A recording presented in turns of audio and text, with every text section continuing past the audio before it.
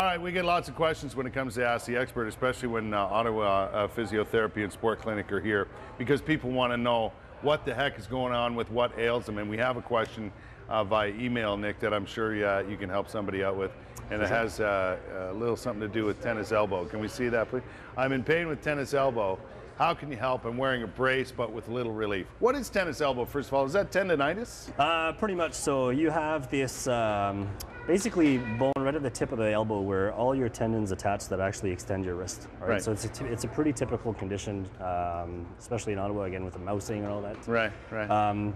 But basically, elbows are not quite... from tennis at all. I think I've seen one in 4 years of working that was actually from tennis. Okay.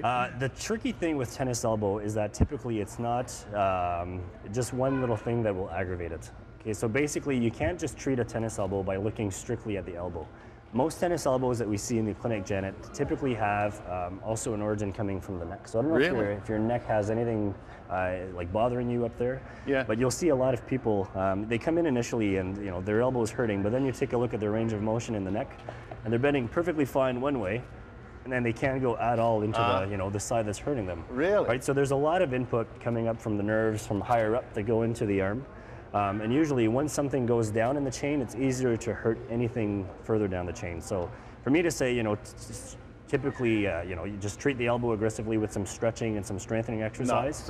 It's not for everybody. So you have to be really careful the way you approach it. See a physiotherapist is what you're saying. Basically. Yeah, that helps. Okay, one thing we wanted to make sure we touch on was we talked about the different shoes that are available for running. Now you're a runner. Yep. And you've become a minimalist, right? Absolutely. You're using something along those lines, and you've had great results, as do many people, correct? Yeah, and clinically we see amazing results. Now the big thing, like I was telling you on break, that we have to be careful with is progressing very slowly. Right. Okay? Especially if you're somebody who's been walking in a support shoe all your life, who wears orthotics, for example. It's going to take a while to go from this to something more minimalist. All right. Okay. So I'm talking about, just to be specific, if you've never done anything like that, okay, if you walk with like even a flip-flop in your house, I'm talking about 30 seconds a day for your run. You come back, you change into your old shoes, and you finish your run. Okay. If your first week, short a time. That's short a time. Okay. After that, I would probably add about 2 minutes per week. So that means your first, let's say you run 5 days a week. Monday you go out, 2 minutes, come back, finish your run. Tuesday, 2 minutes, finish your run. Every week after, to play it safe, if you will, you're adding about 2 minutes to that run. So week 2, you're doing 4 minutes, and then you come back. So let's say you're doing a 45-minute run. The last 2 minutes you should do. I'd start with your 2 minutes first. First 2 minutes. Two? Okay. Yeah, and basically. Not last. Nope. And so basically it takes weeks, if not months, to build up. Let's say you're doing a half marathon.